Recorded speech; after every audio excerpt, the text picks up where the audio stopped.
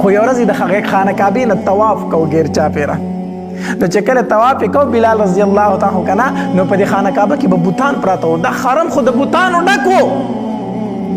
نو بلال رضی الله تعالی داسې غیر چاپېره وکتل نو څوک په نظر نه راتلو. نو داسې توکاڼې په هغې یو بوت باندې ورته کړې. په هغې یو بوت یې لاړې ورته کړې. وی توپ دې شه په تاسو د لعنت چې ډېر خلک خو ګمراه کړی دی. اوم خو خلک په خپلو لاسو باندې جوړ کړي او بیا درته سجدې کوي او بیا درنه زامن غواړي او مالونه غواړي او مصیبتونه درنه ایمان لري کا سوالونه درنه کوي. نو هم خو په خپل لاس باندې تراشي هم درنه بیا حاجتونه غواړي. وی توپ دې شه په تا د لعنت شي. په هغې بوتې لاړې ورته کړې. دې چا ولیدو چې چا ولیدو دا خبره ابو جهل ته وکړه.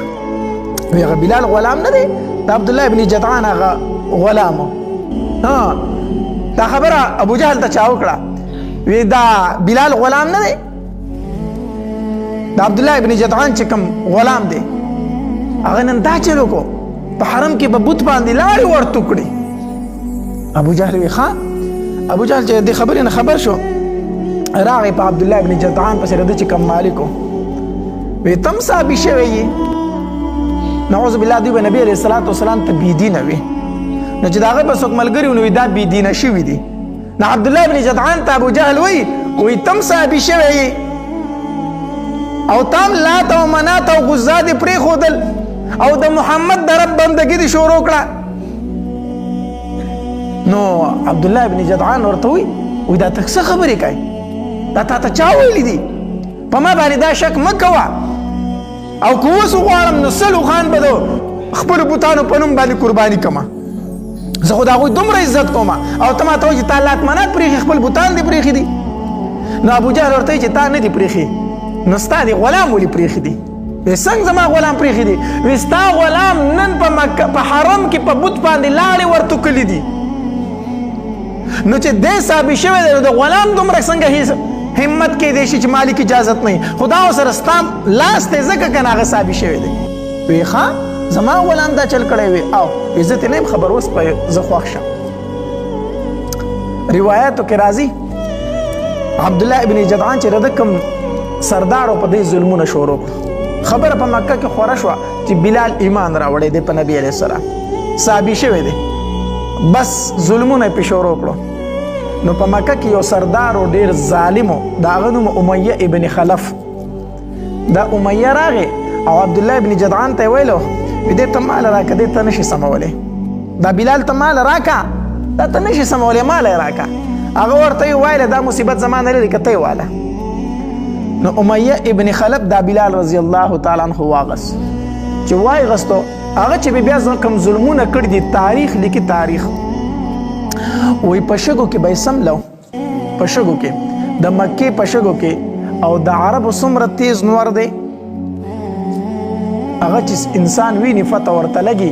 وی په دې سړک باندې په پیزار کې په دې غرمه کې خپه نشي کېښودی. د پیزار دا تلې ویلي کوي او پیزار ته دی چې هغه شګه رادن نه شو په غرمه کې که نه دا خپې درله پولی کوي دومره ګرمه شګی اخو اور ورېږي دلته سم. د مکې ګرمي خو ډېره زیاته ګرمي ده. نو بلال رضی الله تعالی به سارا ته ویستو په دې سره غرمه کې دا شګې چې د اور په شانتې به سرې شوي وي داسې به تودې وي. په دې باندې به دا بلال رضی الله تعالی سمله او تودې غټې غټې تیږې به یې راواغستې په دې سینه به یې ورته کېښودې. یو دا چې د املای دې شګو له جوخ ته ورشي او دویم دا چې د پاسې غاړې دا تیږې هم سیزي. په هغې شګو به بلال رضی الله تعالی د بدن نه کمیس لر کړی و او لغړو به یې پې سملولې او چې د هغې نه به یې راپاسو واړه به یې پسې کړلو. په مکې په کوڅو کې به دی روان و هغوی به پسې خندلې او چغې به یې والي او د بلال رضی الله تعالی د خولې نه به صرف یو اواز خطو احد احد احد. یعنی داسې حالت یې ورله ورکو چې د یو لوبو غونته څیز یې ترېنه جوړ کړو. بلال رضی الله تعالی چې به په کم طرف تېرېدو واړه به پسې کېدل خندل به ټوکې به پسې کولې. بلال رضی الله تعالی فرمایي په خپله وی دا زغره نه ده زغره دا زغره چې ده نو دا د وسپنو یو کمیس دی او د بدن ته یې داسې دا خلک واچوي کړی کړی جوړی چې دا توره پې اثر نه کوي هسې د وسپنې. بلال رضی الله تعالی فرمایي وی دا زغره به یې غرمو ته ایښې ونه چې دا به د نور تکه سره کړه ګرمه به یې کړه نو دوی به زما بدن ته راواچوله. چې زما بدن ته به یې راواچوله زما بدن به ټول تڼاکه شو پولۍ به پې ودرېدې. بدن به تڼاکه شو پولۍ به پې ودرېدې. داسې ظلمونه بیا دوی بلال رضی الله تعالی عنه سره کول. یو ورځ دا بلال رضی الله تعالی عنه په تودو شګو سملولی دی او په دې سینې ورته تیږې ایښي دي او دا امیه ابن خلف بدبخته ورته ولاړ دی چې کوم مالک او وړو ته وایي راځئ په کاڼو یې ولئ ماشومان راځي او کاڼو باندې ولي او خاندي پورې. دا لویه میله یې جوړه کړې ده او بلال رضی الله په مخې ته پروت دی په شګو کې. د داسې یو میله یې جوړه کړې یو ټوکه یې جوړه کړې واړه یې راغونډ کړي دي. په دغې طرف باندې ابوبکر رضی الله تعالی عنه تېرېدو. ابوبکر رضی الله تعالی عنه چې وکتل که نه د امیه ابن خلف ته یې وي ته په دې بې کسه باندې ولې درو ظلم کوې؟ دا غریب ستا نه څه غواړي؟ دی خو د چا د هیڅ هم نه دی، دا خو یو غلام دی، بې کسه دی، غریب دی، ته ولې په ده باندې دا ظلمونه کوې؟ نو امیه ابن خلف ورته وی دا څه چې ورسره کېږي دا ستا او ستا د ملګري د وجې نه ورسره کېږي. دا ستا او ستا د ملګري چې کوم دی محمد صلی الله علیه وسلم دا ده سره د ستاسو د وجې نه کېږي. او که خلاصولی شي جو خلاص یې که. ابوبکر رضی الله تعالی عنه فرمایل وی خرڅوي نه خرڅوي نه. وی ولې نه خرڅوم وی په ده به ته څه کوې؟ امیه ابن خلف ورته په خندا شو وی په ده به ته څه کوې؟ دی خو د هېڅ بېګار هم نه دی، په کوڅو کې ګرځي او دغه یو چغه وایي چې احد اوحد دا خو لیونی دی، په ده څه کوې؟ ابوبکر رضی الله تعالی عنه فرمایل بس ته پرېږده زما په کار دی. وی خرڅوم وی په څو یې خرڅوئ؟ وی په 3 اوقیې باندې. په څو اوقیې باندې؟ په 3 اوقیه. په یوه اوقیه کې 40 اشرفۍ وي، 40 دیناره. دا دینار د سرو زرو پیسه ده. نو په 3 اوقیې باندې خرڅومه، یعنی په 100 او په 20 دیناره باندې خرڅومه. بلال رضی الله ابوبکر رضی الله تعالی عنه فرمایل وی دا زما شو وامې بس دا پیسې به درله زه درکړمه، بلال ما ته راپرېږده.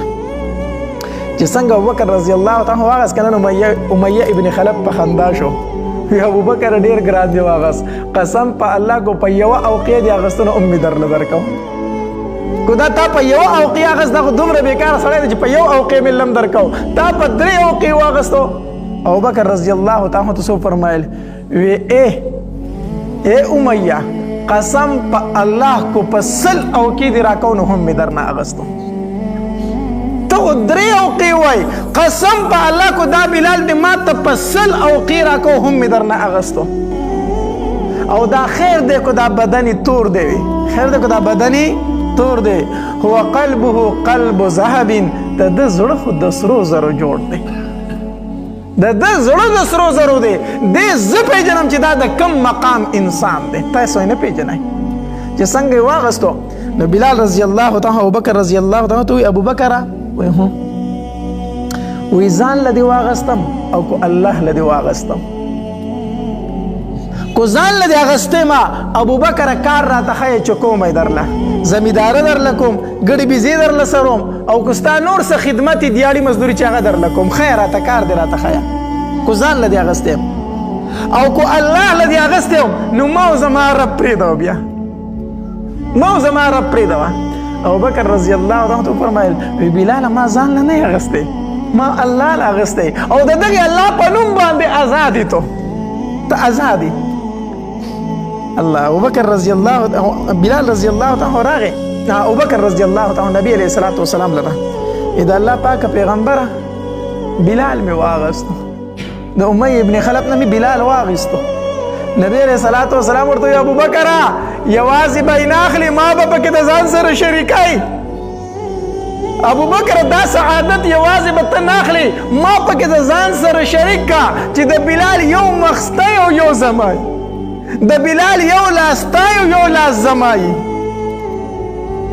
ابوبکر رضی الله تعالی عنہ په خندا شو وی دا الله پاک پیغمبر خو ما آزاد کړی دی، خو ما آزاد کړی دی.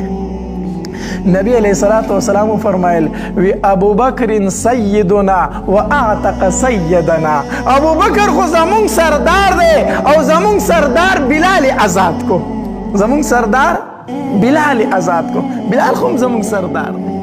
نبی علیہ السلام